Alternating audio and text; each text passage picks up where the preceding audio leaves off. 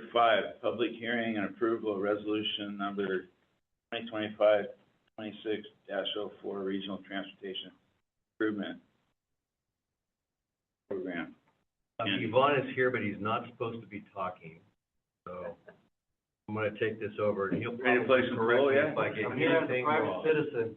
I'm available to answer any questions. Any As a questions private that come up, citizen. he's gonna What help size me stick out. do you like? Me too.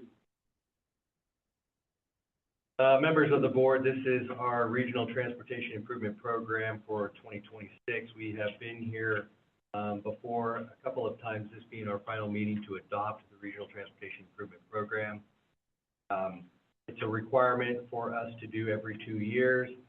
As we've brought forward in the past, the RTIP has been a source of funds that we have used for the local jurisdictions over the years, and one thing that's very obvious about the size of the RTIP is that those funds are increasing.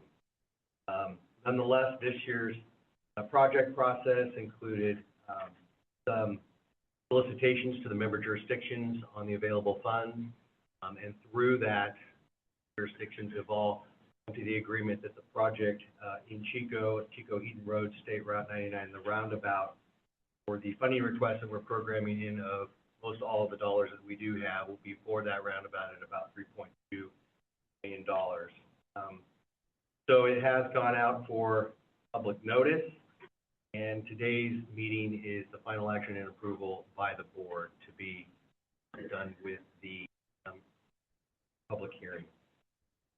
Don't know that there's any other comments that we've received in the review period, so anything we received today after the public hearing, if there's significant comments, then we address them with the document, or if they're not, you can Caltrans CTC for ultimate inclusion in the state transportation improvement. Questions or comments by board members? There's no changes since the last time we saw it, correct? Well, there is. You want to talk about that? Yvonne did get some recent information on the fund estimate. Public comment? Keep your comment.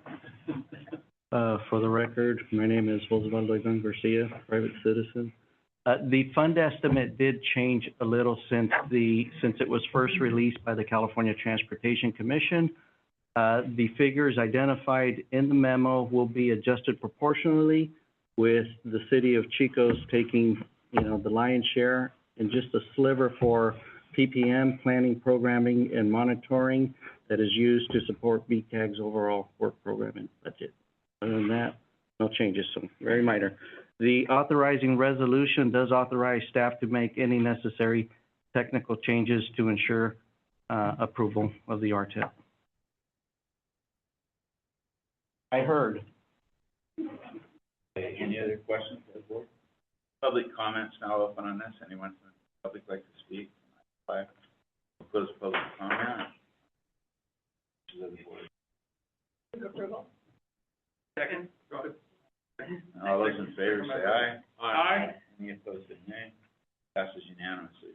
Number 6, 2026 Unmet Transit Needs Butte Regional Transit Public Hearing, Victoria.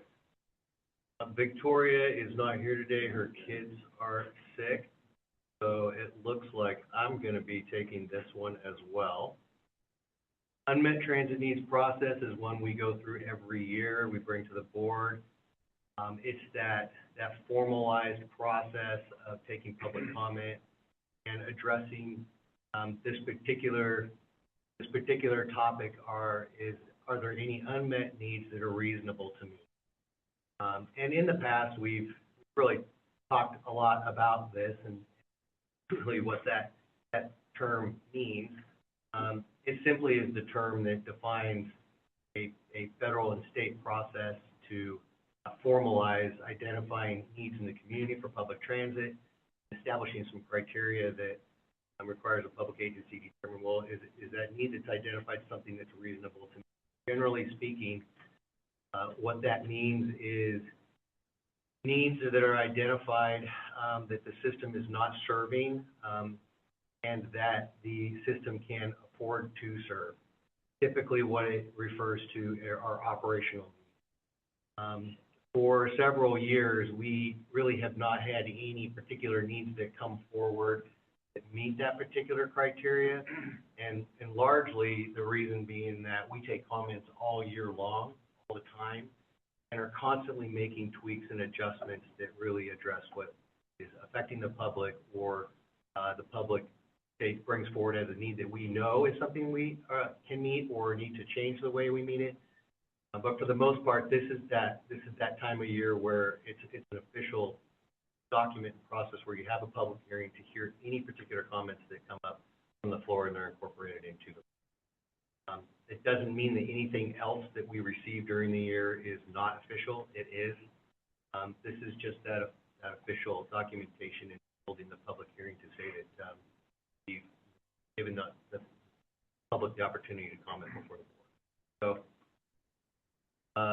that's what we're asking today, is that a public hearing be open for that particular purpose, and hear any testimony for unmet needs. Andy, what would be, I know you said there's no real unmet needs, but what might be an example? So a particular area of our system that has a population, it could be disadvantaged, it could really be anybody, whereby we don't currently go, and where ridership would be supported to have that be a need that we can meet and that we can afford to meet in a consistent state. Example of a need that is just an example of one we've done in the past and that we're all familiar with is a shuttle service to the airport, Lots of times what happens is requests are made to provide a specific service to a specific location based on a perceived need or a voiced, and we will provide that service, but it will be at the expense of the jurisdiction that service is in.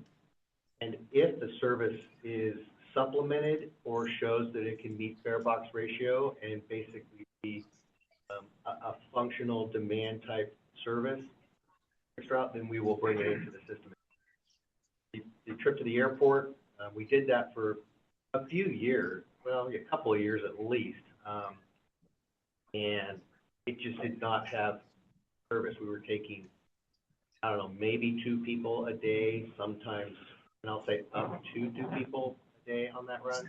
It wasn't because it wasn't going at the right time. It simply wasn't service that we perceived was needed based on what we heard. So it's not often that we are presented with something that really is unmet needs in particular criteria. I would say probably more responsive really is just the comments that we get all year long, and we assess them in-house. Like, is this something that we can do? Can we deviate a route to provide the help for it? Is it something that we need to be more vocal about our transit or dial ride serving? So I know it's a process we have to do time of year, but I feel like we're a lot more responsive for over a year just by taking and explain to them why we could or cannot meet them. Thanks for that. Once in a while, I'll get a comment that why doesn't County Transit go out to college campus? And it's because they have their own bus service. Is that correct? That's part of it, but not necessarily the main reason. The main reason is you would have to deviate service, and what happens when we deviate service, which is setting up a new stop on an existing route, it dramatically influences entire route. So we've been in communication with Butte College a fair amount, and we're always kind of working on, is there anything that we can potentially do that can provide some service to Butte College? What we get into is if we provide it to Butte College, then we're kind of starting to go down that road where we're providing service to a specific population. And when we provide service to a specific population, that service is not necessarily available to the entire population. So the funding criteria starts to get very, very focused on, well, providing a specific service to, like, Butte College, is that at the detriment or to the rest of the population that route is serving in Orville, in Chico, or Paradise? So what we find is we're trying to work out something with them that might allow them to invest themselves in a service, and that's what that ultimately gets to. The specific population or location wants service because they believe that it could be delivered cheaper than what they can do, then they'll have to pay for that. So, Would it be reasonable to say that not just an unmet need, it's an unmet need that we can meet? Because I sit in on multiple board and commission meetings every month, you know, our local master plan on aging, our continuum of care for households with children, disability, action network, disability, falls under, and we continually hear about unmet needs, everything from, you know, kids and getting to school and where, you know, there's no service from the school districts to individuals with disabilities to weekend trips between Orville and Chico. And so it's not that the needs aren't there, it's just that we don't have the ability to pay for those particular needs. that's what it comes down to. And I'm actually going to talk a little bit about, you're alluding to something that I'm going to talk about in the quarterly report as to a direction that we're going to take that I think will start to address some of those particular issues. But in general, yes, that's ultimately what it comes down to, is how much service can we provide given the resources that we have to the people of the region. And I think I'll talk about a little bit more about this, but I think we're going to try to go in a direction that I think might change how we address what is an unmet. Other questions or comments by board members? I'll just comment that I'm very curious. College and all of them, whether or not we're planning on, you know, that doesn't seem like it would be more that we could use funding for around 20. And I don't know. Yeah, Butte College, Unified, Boys and Girls Club. We've been contacted by a lot of people, and they you know, I'll give everybody credit. They do understand that it's a public service, and some of them are like, well, you know, maybe we can contribute to it. So we've been in several and continue to be in several conversations with people about how can our service supplement or help you meet your needs that's affordable for you and the system. Also, I love the idea that Butte College has its best system. That conversations go moving forward. Any other comments by board members? This is open for public comment now. Do we want it to remain open until next meeting, or do we close it? You can close it, and like I said, we'll continue to take comments. Have a comment. We have received some comments via the UTM process, so we will be adding those to any reporting and items that we bring to the board as we process. Hey, John. Morning. Good morning, Chair. So I'm John Stoneberger from the Upper Ridge. I would say there's a difference between a unmet need and an unmet need which is reasonable to meet. So I have previously brought up that there is a demand for transportation from and to Sterling City. We know that this will not be reasonable to meet, but we want it recorded that the people in Sterling City have no transportation, now especially since the economy on the ridge has been decimated, that if they now need to get into the valley, it's very difficult to get someone to give you a ride into the valley, where it would not previously been so hard to get someone to give you a ride into Magalia or Paradise. So we understand it's going to provide 0.1% fare box ratio and won't be defined as reasonable to meet, but it should be recorded that these people remain stranded up there on the moon. An example of a service that might be reasonable to meet would be the new Oroville Walmart, that the route did not formally go to that location until that facility opened, and then that route was changed. When we used to have 31 going directly between Paradise and Oroville, it would deviate to Butte College on demand. That happened very seldom, and it was a significant impact to when you could get up and down.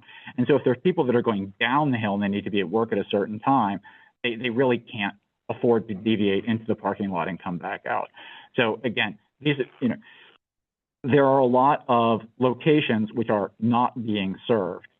And it's going to be an operational issue with what's happening in Magalia with the defunding of Route 40 and 41, that I have the expectation that this will be an impact to the number of people that are willing to use the service as the service frequency is declining, that formerly there had been 15 down and 13 up, and it was curtailed to 9 and 9. Curtailing that again to 5 and 4 will mean that the headway is significantly increasing, which will decrease the desirability of the service.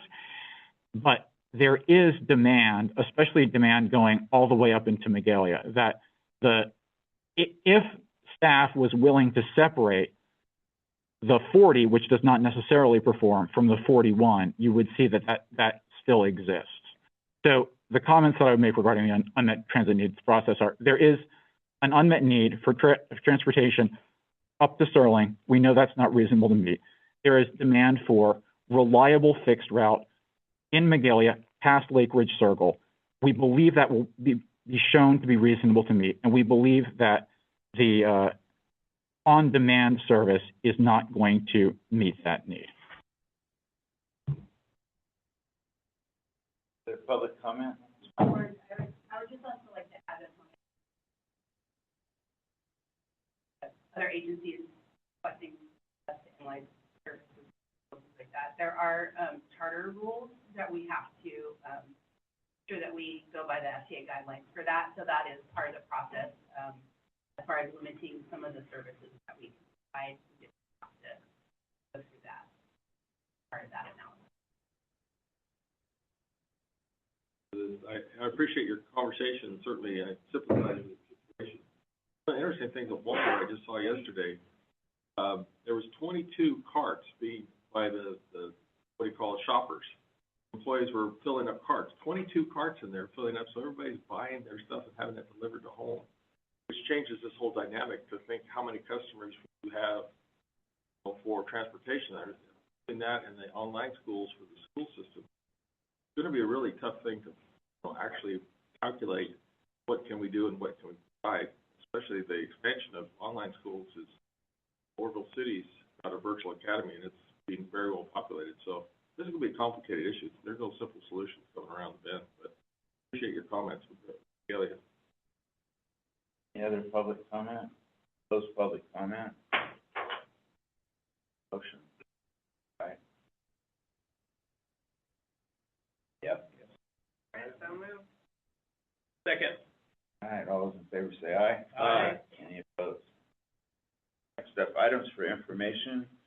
Number 7, Chico to Sacramento intercity bus service. Topic. Here we are again. Thank you. Yeah, we just got some updates for you. I think when we last met in October, we let you know that we were hoping to have that 2022 study, the revisions to it completed in time for this meeting. And so we have indeed accomplished that. There's a link in the agenda item to the document that's posted on our website. Hopefully you had a chance to look at that. We have a couple of members of the consultant team at AECOM joining us virtually today. They helped us with these updates. Daniel Krause, Anthony Maganon, and James Lightbody. And so They're here to answer any questions that might come up, but also just wanted to thank them for their help project. Quick and easy, and they did a great job. So I think, like we've talked about, the main changes here with these updates to the 2022 study are eliminating that Sacramento to Stockton segment. That was part of that original 22 plan. Just focusing on Chico to Sacramento. We updated a lot of key findings in the document, including timetable, capital and operating costs, ridership information, fare revenues. I think in summary, after looking at it all, we still feel like this is going to be a really viable service. I really think is worth moving forward. And so obviously we're continuing to do that. We're kind of focused on a bus procurement at the moment. That's kind of like we've discussed. It takes a while to get those buses here. We've secured several quotes from several bus providers, and so we're hoping to get an order in here in the next couple of weeks. Delivery timeframes are about 8 to 10 months for us to receive those. So it'll actually give us, some good time to continue with some of the coordination that we need to do. Different agencies involved in getting agreements in place. So we're going to be continuing to work on that. We had a productive meeting with the City of Sacramento and SJJPA staff last month. The City of Sacramento oversees the Sacramento Valley Station, and input from them, it sounds like currently there's not a real capacity issue for buses at the station. There's sort of like 8 different bus parking bays that are used by various different bus service providers, and it didn't sound like there was a lot of capacity constraints there. They didn't see there being a big problem going 3 daily round trips of the Amtrak Route 3 to our daily round trips. So that was good news.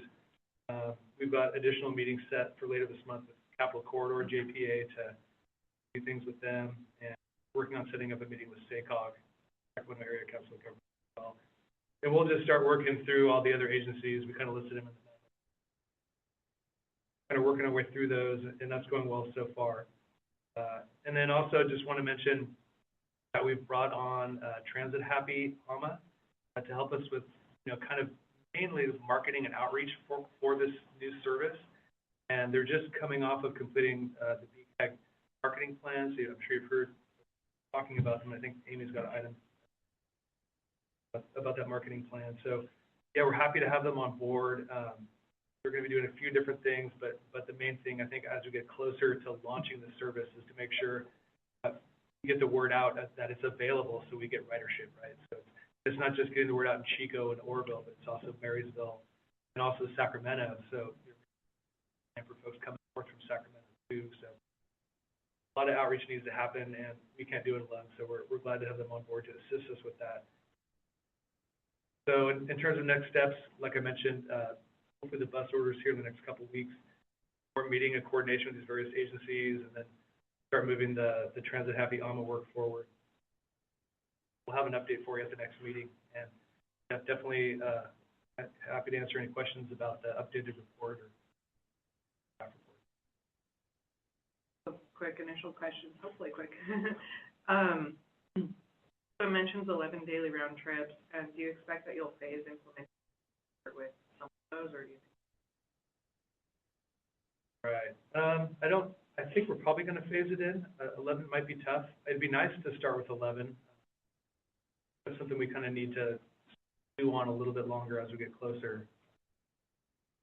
But yeah, I think the intent is to end up with 11. Not exactly sure how many to start with. I noticed that the 2 of the trips align with the Starlight schedule.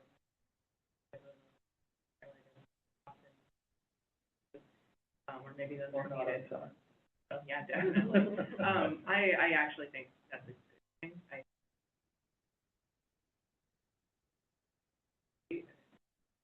Good to see that this isn't underlined. Yeah. Pros and cons of that.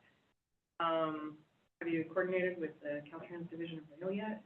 They're on our list, yeah. Okay, great. Division of Rail and they're working on a throughway bus study, right? Yeah, that's sort of like a next on our list.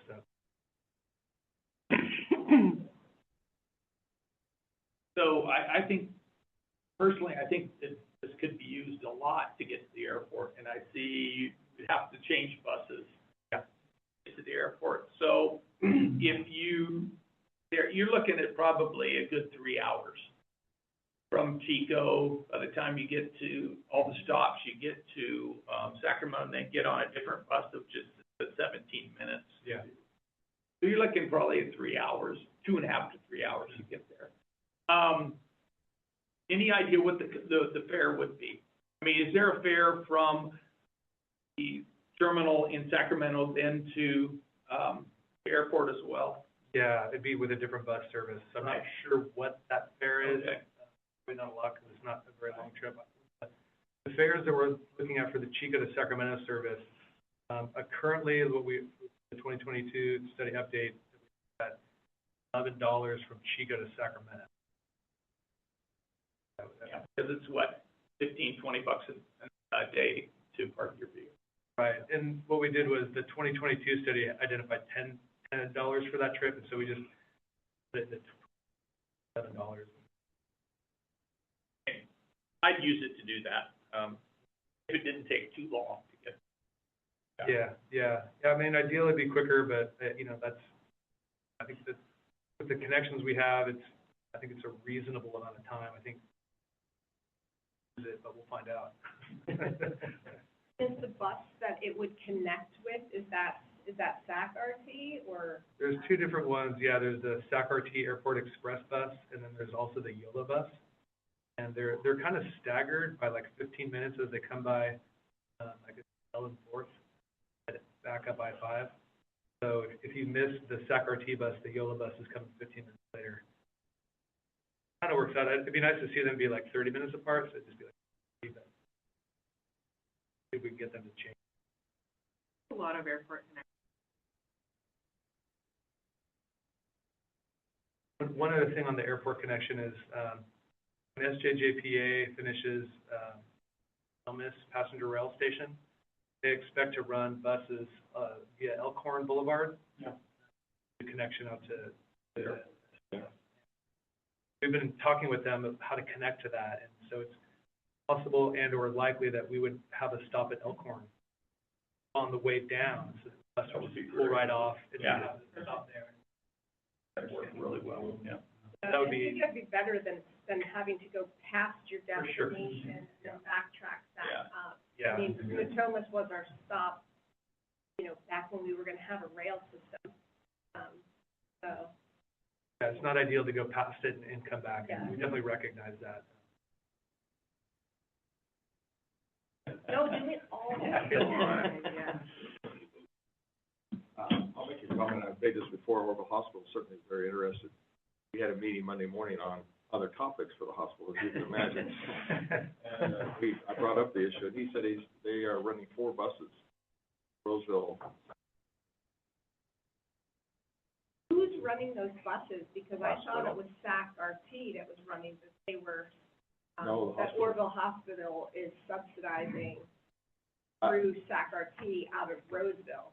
That I don't know, but I know he has 4 buses that are Orville Hospital buses, and they transport down, and then they also use it, their black buses around town, because there's a huge need for parking at the hospital, which they have not satisfied.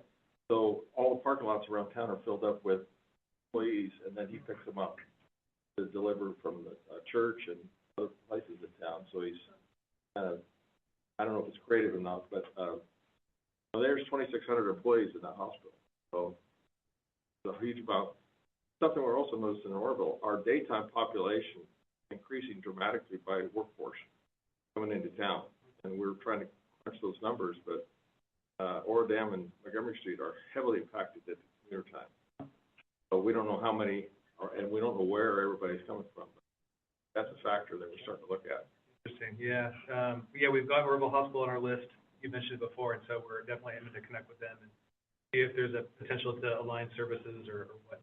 I'm sure anything to help them is very interesting to talk right now. Maybe, Chris, maybe this is a stupid question, but would there be Wi-Fi on those buses? Yeah. Yeah, okay, thank you. And Wi-Fi and luggage. I have a quick comment that's not 100% related to this, but just the current only field bus service after Sacramento.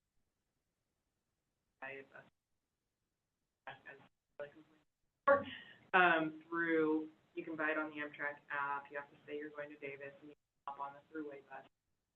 Amtrak station, off at the Sacramento Valley. Kind of, that schedule just changed with no outreach, and that's the way that, I go to meetings, and now I wouldn't be there until 11 a.m., and their late bus now doesn't depart Sacramento p.m., so it used to be feasible as like a daytime commuter thing if you know which loopholes to jump through. But since the Gold Runner rebranding of the San Joaquins and their schedule change, their throughway buses have changed. And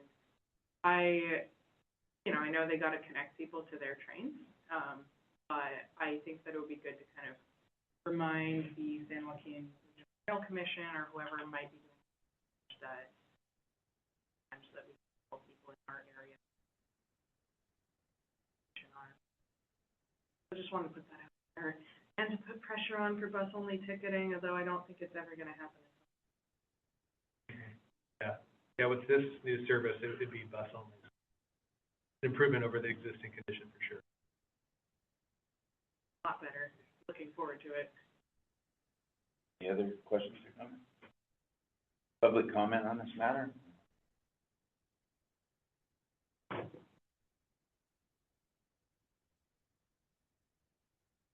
So back before Campfire, when I had time to travel, I would get the ticket to Modesto, which was a couple bucks less than the tickets to Davis. I believe there is bus-only ticketing from on the connection up to Placerville and South Lake Tahoe or something like that, where there's not competition from the commercial vendor. But I agree that it would be beneficial. I don't know that they were going to see enough demand for 11 daily round trips, and I kind of like to know how this fare was selected and what sort of fare box recovery you're expecting, where the rest of the dollars are going to come from. I would answer one of the previous questions that it's $225 for the YOLO bus and $250 for the SAC RT to get from 4th Street up to the airport. And yes, it would be nice if you could just stop directly at Elkhorn, possibly in the future, and that would be easier for the people who are coming from Chico and Oroville to get to SMF. And I hope that the scheduling of this, whenever it's put together, makes it possible for the people who are coming down from Magillian and Paradise to stop in Chico and catch this, and possibly even come back from Sacramento and then still have a bus that goes up the hill. So again, in the ancient past, the thruway would sometimes connect so you could catch the 41 up the hill, but it could also be delayed if the train was delayed, and then you would miss the bus up the hill. So it would be nice if the timing for this BCAG service coordinated with the other BCAG fixed routes.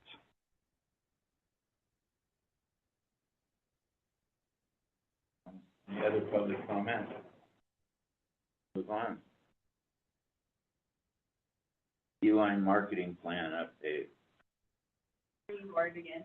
So I'm just doing a quick check-in, let you know how it's going and where we're at with our marketing plan.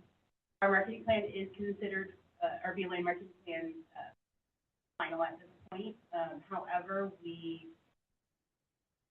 have some adjustments and adaptations that we'll probably be making as our ideas for a service change and things that way. It is, again, to reiterate, a separate marketing plan from the SAC involvement. As far as what's happened to date, we've, as you know, we've done our rebrand, and which included the logo and some iconography, things like that, color scheme. We also have updated our website with all these themes and redesigned by access information. And then our big thing was our event on October 1st, where we kind of introduced this to the community. It was a successful event. We had about 35 to 40 outside citizens able to attend the event. We had significant media coverage. We had a Facebook ad campaign that reached out to at least 5,000 people in the area we were able to target the area to our service area of where these ads were placed on. And we were also able to adapt the information successfully mentioned month. So that. I'm able to answer any other questions, but in the meantime, that's about all I have right now. So if you have any questions, let me know. We're able to put together a really cool video of the event, and we wanted to share that with everybody now. If you haven't seen it, it is posted online. But Thank you, everybody, for coming here. This is a little bit of a big day for us, and it's a little bit fitting that we're here on Clean Air Day to have this event. We're so glad you came to visit us today to join us as we're building a better beeline for the community here. We have a mandate to conform our fleet to zero emissions by 2040. We are starting with 5 electric buses. We have 2 things happening also today. One is you see all the new colors. That really is an effort to rebrand what our buses look like. And really our ultimate goal is we want more people using this. One of the things that we're going to be working on are some new services. And we have some expanded things that we're going to be working on and releasing over the next 3, 4, 6 months. Trying to build a public transit system that works for a largely rural area. Ultimately, it falls in with our tagline of building a better beeline. And I also did want to add that Victoria and I both, and other staff members, have had some good interactions with the community as we're rolling out logo, all that stuff. People like the electric buses. We just had pretty good positive interactions with that, and people are excited about new services coming out. Questions or comments by board members? Great. Public comment on this matter? Move on. Butte Regional Transit first quarter report. I'm picking this one up too. Not a lot of change here from the quarterly reports that we always bring forward. So I'm not going to really go too far into that, other than to say that we have this continued metric of our paratransit service, both in rural and urban, that is significantly down year over in double digits.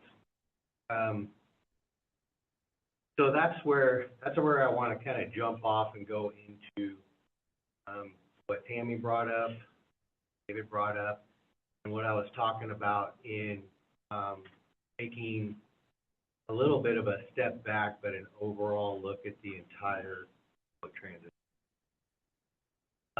This issue of identifying significant decline in rural and urban paratransit has kind of started to open up a little bigger picture. We had wanted to deliver an intercity paratransit service, which we are still going to do. But in delivering intercity paratransit, you inherently bring in larger distances and increase the cost of doing that. Similarly with microtransit is not cheap. Nonetheless, it is an element of a fixed route system. The revenues for public transit overall are decreasing. The last 2 to 3 years have been seeing single and double-digit resource decreases. State funding that we get, which is a large portion of what we get, there is some significant uncertainty as to FTA's continued contribution to transportation bill.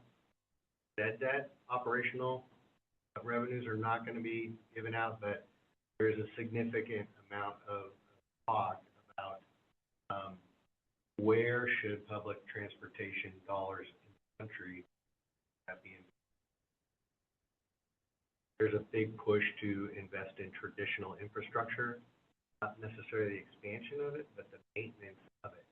There are some larger transit systems throughout the country that are not doing a very good job, and that's kind of putting a black mark on the entire industry. So I'm not real sure at this point. You'll be the first to know, being the policy board for public transit in Butte County. You'll be the first to know if I get an assessment of that federal side of our funding. But state side of the funding is decreasing to the extent that it makes consideration of expanded paratransit service for intercity and a new service in microtransit, makes both of those things become part of the bigger picture of what are we doing in our entire transit system. This does not include the Chico to SAC study. Chico to SAC service is something that can move forward, funded on its own. It's not dependent upon dollars that go into our fixed route system. So that service is going to move forward, pending us getting the vehicles to actually do it. Marketing. Comment regarding 11 trips a day. We're not going to start with 11. We're trying to pick those times to hit the most contact points in Sacramento. Start with that first. And is there, we go up to 11. Back to the system as a whole. Fixed route, style of ride, paratransit, expanded intercity. We did a routing study, finished it up about 2-3 years ago now, with a consultant that helped us identify some things to change. Looking at where we are today, changes are real minimal in terms of the actual impact that they can likely have on the betterment. When we originally built out line regional transit in 2005, one of the consultants we had on board was a gentleman by the name of Jared Walker. And Jared is still in the business. And when we started looking at the intercity paratransit and coming up with the hours of service based on what we wanted to do, it became pretty clear pretty quick that this is a number, a cost. Can we deliver some intercity service? Are we gonna deliver some intercity service? Yep. And is it gonna be in an area that's focused on Paradise? Yeah, some of it. It's probably not gonna be to the extent of what you want to see, but it's clear that there's a population of people in Paradise that needs some level of service. But the overall big picture is the system needs a look as a whole. And the way to do that is so I called Jarrett, talked with him, and I said, hey, I am feeling like the system needs to change. It's something that we want to do, but I think the change that needs to happen is of an extent that needs to be done in a way that the public can contribute to it, that the BCAG board, as the policy board, can kind of understand what the trade-offs are and what type of a system you adopt. There's a coverage system and there is a frequency system. They're two completely different types of systems that you lay out there. Which one is the best for us depends on what our region determines the best place to place the system on that scale.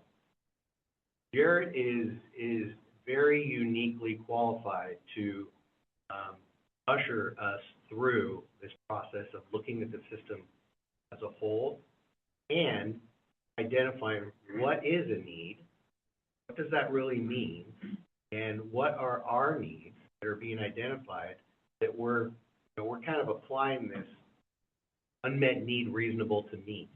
Are we really defining unmet need in a way that is useful or beneficial to our region? So Jared, he understands that, and he has a pretty good understanding of our system because he was the original person that designed most of it. So this TIRCIP money, one of the things that it can do is fund just an effort like this.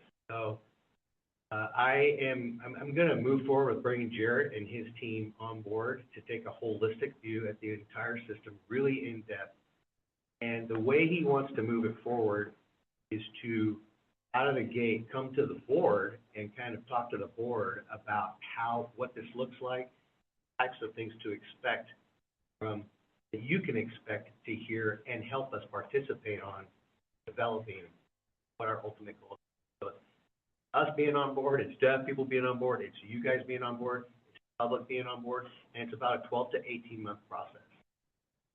I did tell him that I really do want to move forward with some type of an intercity service.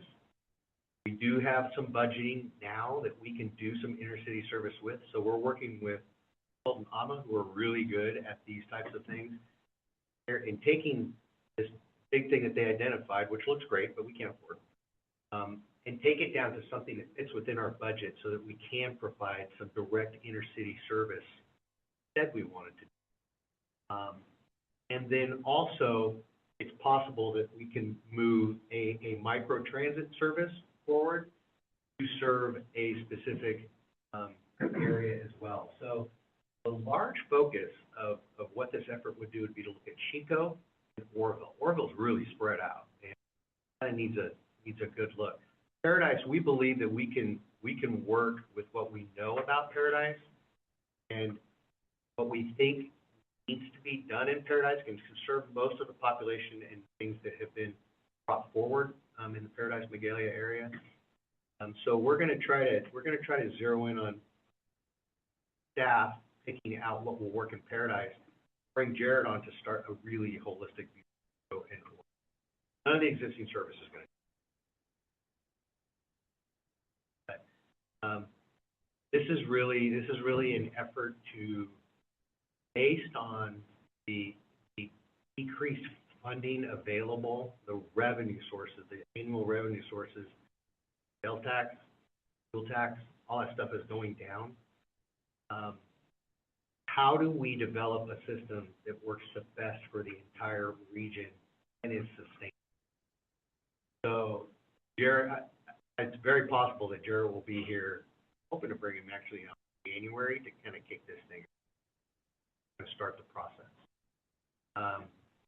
So anyway, I wanted to let you know that we were going to go down that road with that. And on the issue of transportation funding itself, I'm going to leave with the board. There's a transportation funding workshop at Chico State tonight from 5:30 to 7 with, everyone get that notice? I'm going to be there. I've talked with Chico staff for Assembly Member Wilson, and the state really has they know that transportation funding is declining really quickly.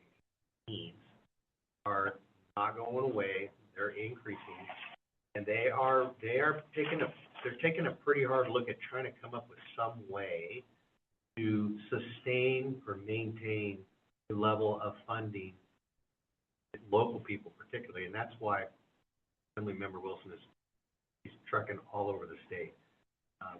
She's essentially asking regions, say, here, legislative analyst office is there. They kind of give their assessment of what they think are things that can work to generate some fees, taxes, user fees. It's kind of an across-the-board approach, and on one hand, I'm the last person that wants to tax and fee more things, but at the same time, what they're proposing probably makes about the most possible.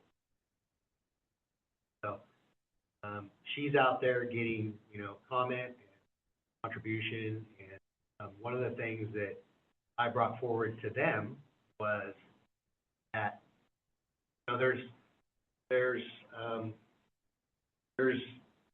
issues related to transit and transportation that are what is needed by the public, what does the public want, and then what funds a campaign. Those are not aligned all the time. So what I kind of put out to them was, I believe what most people care about really is the road and sidewalk around their house are usable, accessible, and they get around their community relatively comfortably and efficiently. And what that means is looking at your existing infrastructure, maintaining it, and you need to revise your existing infrastructure to accommodate more modes of transportation too. So I think that they understand that at that level. I'm not so sure Carver's on board with that idea. But nonetheless, that forum is happening tonight, 5:37. I'm gonna go and provide 2 cents. Everything that I've heard in the 2 or 3 presentations that have been done in Santa Cruz and on the coast and Southern California is everyone's kind of on the same page with types of ideas. Can I ask a question about Yeah. this? Because one thing I haven't heard, I've heard lots of discussion about this and how it's overlapping with, how we're not capturing vehicle miles traveled and we're not getting dollars. But what I haven't heard is how this intersects with all of the changes that have happened with our health care services. So with Medi-Cal, Medicare, CalAIM, and there are opportunities, particularly if it were for like paratransit or Dial-A-Ride or things like that, for there to be reimbursements, especially in some of the, what do they call them, non-medical transport. So there are dollars that are out there that are not being captured for transportation. That I'm waiting for someone to talk about how these two things intersect. There are dollars out there that reimburse programs. You've got to have a body on staff to track that stuff. That will be one of the topics that either Jarrett kind of includes in the discussion, but also AMA, who is working on developing our intercity paratransit. They have a lot of experience in that too, and they're also on board with that. So we've talked a fair amount about that. It's like, are there resources that we need to capture to help us fund some of these services? And the answer is yes, but it's not easy to capture them. And it might not be us. It might be the participating physician groups that instead of it being a hospital cost, they have the participating physician group, they do the subcontract for reimbursement, and then that alleviates that particular need. There are partnerships exactly like that we need to learn more about and how to incorporate them in our service. Either incorporated with our service or it's partnered with our service. Right. And establishing that contact and putting that together that's a little bit of a priority with it. I'd like it to go faster if I could. A truck with one.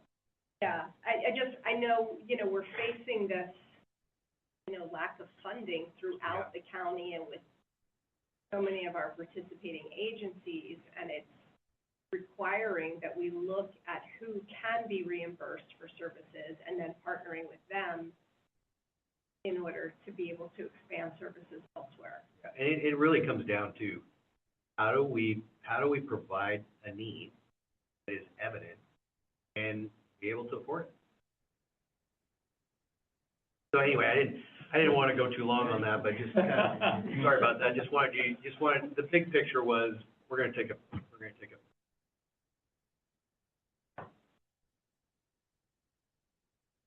any public comment? Okay, at this time I'm going to open public comment. Can't take action. You want to comment on the last item? Yeah. Oh, go ahead. Well, I was just going to address first the quarterly report. It would be nice if they would break down which routes are actually hitting the magical 15.6% fare box recovery. It's, again, the way that it's commingled or conflated, it's difficult to show that certain routes are performing and certain routes are not performing. This is the schedule from December of 2018, where it says the bus will use the currently published schedule with the exception of the grayed out trips. As conditions change, additional runs will be resumed. That has never happened. So when Andy Newsom here says that we're going to continue to provide our existing service, 2 of the Route 41s have already been canceled on the Saturday trips. And I believe that in a couple weeks, all of the 40s and one of the 41s are also going to be canceled. So I'd like clarification on that before I leave. So I had many interactions with the previous consultant, Gordon, and this is the email from former executive John Clark regarding, I shared your questions with the consultant team and it got us reevaluating the options for McGilly and Paradise, which has resulted in some changes to the draft concept. The intent is now as follows: combine routes 40 and 41 into a single hourly route between downtown Chico and the Lake Ridge area. That, of course, has also never happened. So if staff or the outside consultant wants to have a conversation, we would be happy to be part of that conversation about meeting the needs on the Ridge and how the people who have been suffering for the last 7 years would like to have nothing more taken away from us. Can we just at least keep the tiny amount that we still have and be able to get to the towns that still have services? So I have some opinions. If the consultant wants to be here, I'd be happy to talk to them. And I would be happy to talk with staff as well. It is exasperating the way that Magalia, as an unincorporated community, has no seat on this board, and all of these actions are taken, and we find about them at the last minute. And I'm missing another critical meeting to be here with you today.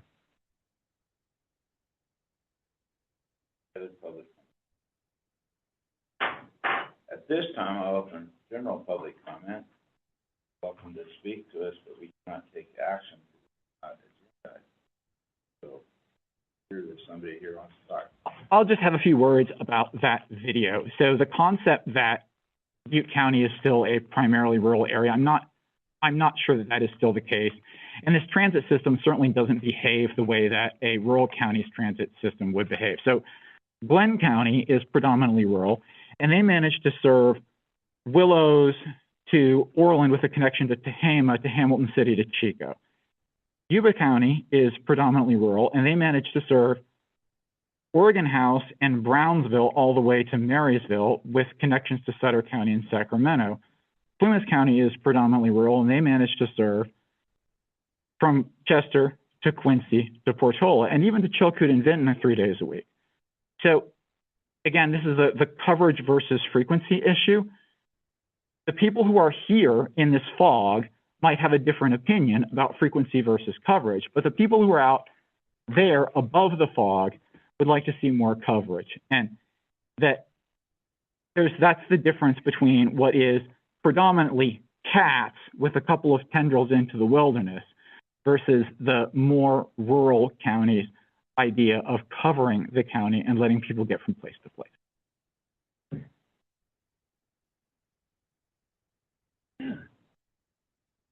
Hello. Oh, sure. Thank you for being here. Thanks for your time. My name is Phoebe Sager, and I want to be here to present to the board an important opportunity for the Beeline. I believe that a simple policy change could help reach the stated goals of increasing ridership, expanding accessibility, and improving the user experience of people already riding the Beeline. The reason why I've come into this of the opinion that this change would make a great difference is because I have been living in Chico most of my life. I am legally blind due to a genetic condition, and since stopping driving, Beeline has become my primary source of transportation. And since becoming blind, I've also had 2 kids, so they've come along with me on the Beeline their whole lives, since I could carry them in body carriers when they age into strollers. And that's where the problem takes place, is with the Beeline stroller policy. Because at present, the Beeline requires all rolling devices, including strollers, to be completely broken down and stowed, and children be removed from them during every trip. So my intention coming today was to hopefully demonstrate what this looks like in reality if you're using a stroller with a child with a lot of carrying capacity, which is a necessary part of how I get around and make my daily life possible. Essentially, it is a very cumbersome process that requires all of your belongings to be spread out and to have less control over them in the bus area, as well as relying on bodies of parents and caregivers to actually control the movements of children on the bus instead of leaving them in something like a 3-point harness that's built for them. It's been really, really hard to comply with this policy continually for the last 5 years. And I think it's due for a review. I have requested through the accessibility coordinator and safety coordinator that the policy got reviewed, and I've also additionally requested a personal accommodation due to my disability. The accommodation has been denied, and the changes have been denied as well. So the opportunity comes in updating the policy to meet other municipalities and transit systems that serve places like Seattle, Portland, San Francisco, New York City, Los Angeles, Boston, Chicago, Philadelphia, Dallas, Austin, Phoenix, Santa Monica, Washington, D.C., and internationally, London, England, Paris, France, Toronto, Canada, and Sydney, Australia. This stroller-friendly open stroller policy is rapidly becoming and may be considered the industry standard today. And while I would love to do a demonstration with my stroller, what the physical needs are to be able to accomplish this, I don't want to take any more time if anyone else has public comments, but if it pleases the board, if that can be done today, I would really appreciate that. Awesome. Okay.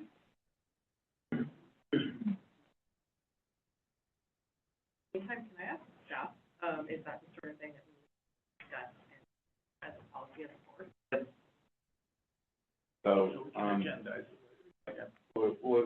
can we get that agendized, like, first of the year? Yeah. So, everything that I have here, I have a little stand-in for my 2-year-old. So, I didn't think this was his scene. Everything that I have here is actually required as I piece together my transportation needs between the beeline, pedestrian walking around sometimes for long distances, and then car rides for which the booster seat is required. So this can be stowed in the safe stowing area on the bus, and then it has to be removed from the 3-point harness, placed aside, and hopefully they stay put. You're on. And then, oh yeah. And then all belongings, like a diaper bag at least. And then packed a modest size bag of groceries, for example. And then, oh, of course, breaking down the stroller.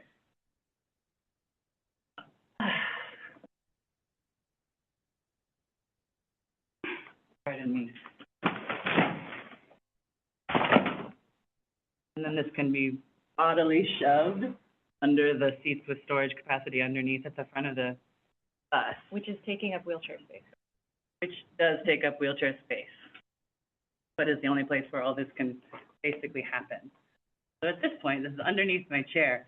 My legs are tracking the placement of the stroller. At least one arm is needed to keep my kid where he is and meet his needs. And then I'm stretched very thin to also control all of my belongings. Still got this guy. Yeah, I still got that guy. We can't forget that. So, it's... But I think that, it's risen to the level that we'll have a staff report and see what our options are January, February. But everybody's good with that, and very good job. Yeah, thank you. Well, thank you. For taking the time to. That's excellent feedback. Thank you very much. It seems reasonable if we can, we'll hear from staff that there's some cost associated we can't make or something, but we'll try. Okay. We have feedback from the staff on what our current accommodation policies are, what our, she said she reached out to Yeah, I think the best way for us to approach it is to lay out what we're doing now, why we're doing it, what it costs to fix it. Well, and the changes needed to accommodate it, yeah. And if it, I mean, if, you know, if the changes needed to accommodate it are the wishes of the board to move forward as a policy, then that's what we would do.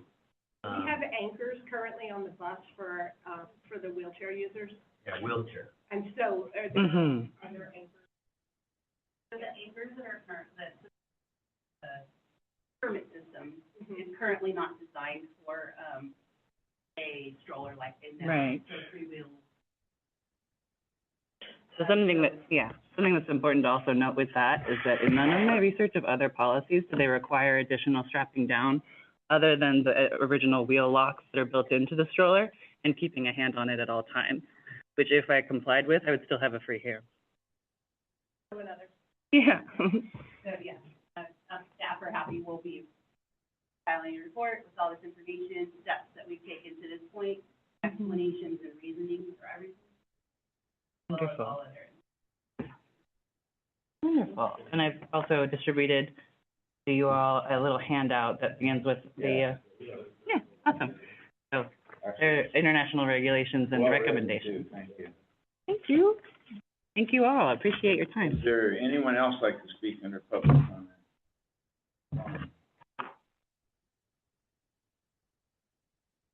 If there's no other comments, I respectfully request that the BCAG board close this meeting in honor of Maureen Kirk, who was on our board for many years. Any other public comment? All right, we're gonna adjourn this meeting in remembrance of Maureen Kirk. Great to work with, a great friend. Really loved her family and her community. And we'll meet back here, January 26th.